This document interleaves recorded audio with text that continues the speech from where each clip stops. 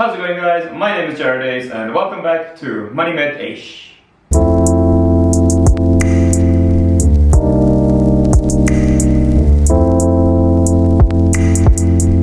As you can see, we are in a new setting. We are in the corner office of Met Eish. We have a brand new, sexy corner office table. We have all the corner office things. We've got a board for inspirational quotes. We've got a lamp with no bulb, and we've got a clock with no batteries, and a teeny tiny little spec worm. All the things that a corner office needs for good corner officing.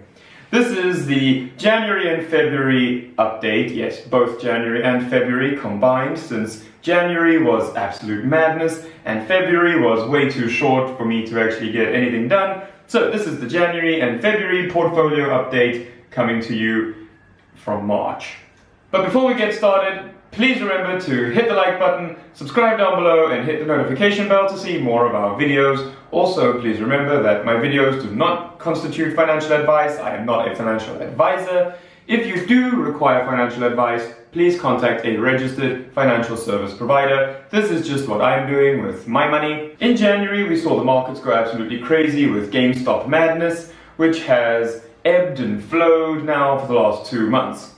And in February, we saw a slight recovery, and the end of February was an absolute bloodbath, which has continued to this week. The market just keeps falling and people are going crazy, but please just don't do anything. I have done nothing. Well, I've done almost nothing. I added 2 stocks and an ETF, but we'll get into that a little bit later in the video. In January, when the market was going GameStop crazy, I could feel the FOMO building in the pits of my being, and so I decided to just take a big step back. I stopped looking at the market. I stopped scrolling through Wall Street bets, although the edits and the movie clips are absolutely incredible. I just switched off. I disconnected completely, except for posting on Instagram on Mondays and Fridays. But I didn't track anything that was happening, and I found that it returned a tiny bit of sanity back to my life. I would highly suggest, if anybody is feeling this burning desire to FOMO their way into a position, please look at my purple group position, which is minus 12%. I FOMO'd my way into that. So FOMO is a wealth killer. Then, what did I do in the meantime, since it has been January and February and not much has happened? So, in January, Mrs. Met Eish and I decided to relook at our budget and our debt management strategy so that we can leave 2021 debt-free and with full tax-free savings accounts. And that has become our new strategy for this year. We intend to leave with 0 tax and 2 maxed out tax-free savings accounts. I also added 2 dividend payers and a new ETF to the portfolio that I had been planning to do and was going to do anyway before the GameStop madness and the bloodbath that has since ensued. So, let's look at what the portfolio looks like right now. So, the Met Eish EasyEquities portfolio is currently sitting at 35,710 Rand and some cents, and that is a 20-odd Rand loss. Remember, the profit that it shows on the app is profit on money invested and not profit on the total money you have spent in terms of fees to put money into your account and your transfer fees that you incur. So, on the total amount of money that I have spent to both invest and be able to invest, we are down 20 Rand, which is actually up from Friday when I posted on Instagram, because then we were down 350 Rand. But the total portfolio has taken about a 10 to 12% knock from last month when we were actually up 2,000 Rand. So as you can see, in the short term, the market is incredibly volatile. It changes all the time, and that's why I am focused on a long-term investment strategy and not just jumping in and out of the markets willy-nilly every day, trading. We don't do that here.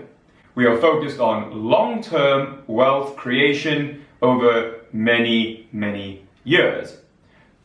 I posted a post on Instagram recently which showed that over 15 years, your chance of losing money on the S&P 500 was 0.2%, as opposed to over 6 months, where it was 38%. So we are definitely in the slow and grow camp and not the YOLO camp. We don't YOLO here. 3 new positions that I've added to the portfolio are the Signia Fourth Industrial Revolution ETF, Altria Group, and Lockheed Martin. Now, the Signia Fourth Industrial Revolution ETF is a passively managed index fund tracker. It tracks the Kensho New Economies Composite Index, and it basically looks at investing in high growth, highly innovative companies that are very speculative by nature, but possibly could give very high returns. The total expense ratio is 0.68%, which is really the highest level I am willing to go to pay for an ETF, especially a passively managed ETF, which I prefer over actively managed ETFs, specifically because they are cheaper. The other 2 companies are both very well-known dividend payers. The first is Altria, which is an American tobacco company which is looking to move beyond purely smokable tobaccos. They have companies in their portfolio which focus on nicotine patches. They also own a stake in AB InBev and the Kronos Group, which is a marijuana company. Altria's ticker symbol is MO, and they have a market cap of $82 billion.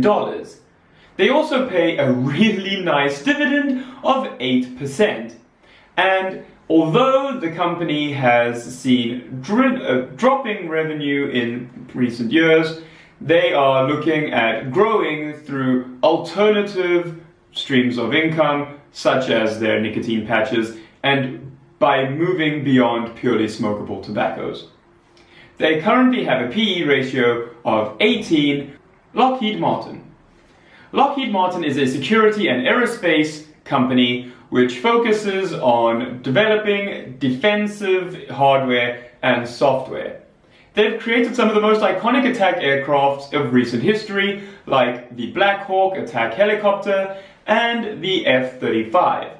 They are also responsible for my personal favorite aircraft of all time, the F-117 Nighthawk, which is by far the craziest looking plane I have ever seen. I love it dearly. I've loved it since I was like 9 years old, when I wanted to be a fighter pilot, which clearly never happened.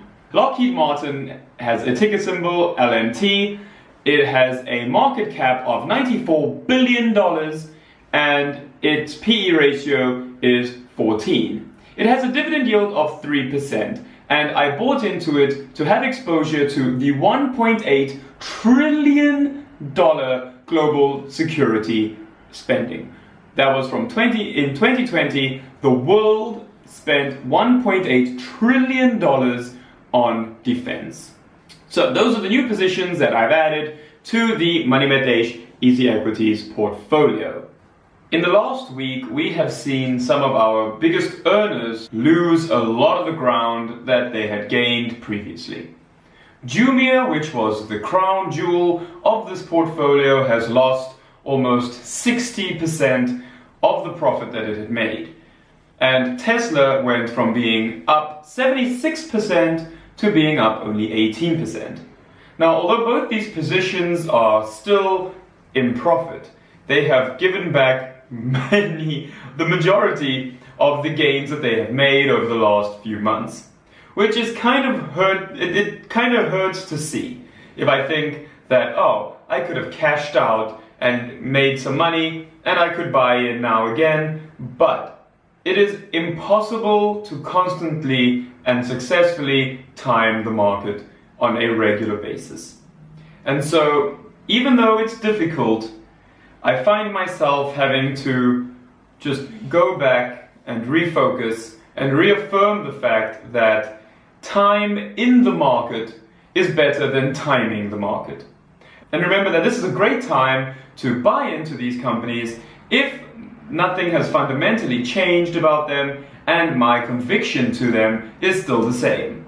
Or at least it would be if I had any spare money lying around. Companies like Costco, which in my opinion is one of the best companies, the OG of subscription companies, is down 12%.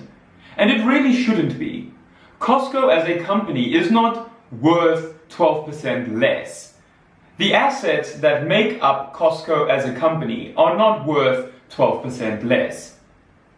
Costco is still a really good company that has a loyal fan base, and if I had some extra money, I would love to pick up these shares at 12% less, but I don't have it at the moment.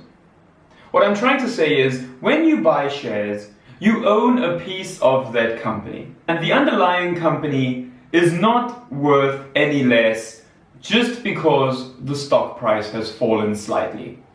So don't lose sight of why you invested in a company in the first place, assuming that you invested for the right reasons and not just because your barber told you to. So, without any further rambling, I think that's a good place to end the January and February portfolio update. Please hit the like button, subscribe down below, and hit the bell notification for updates on when we upload again. You can also follow Met Eish on Instagram. I am far more active on Instagram. I post on Mondays and Fridays with a portfolio update, as well as Thursday long-form story info segments, which I haven't found a good name for yet. So if you have an idea for a name for that, pop it down below. And yeah, I will see you next week.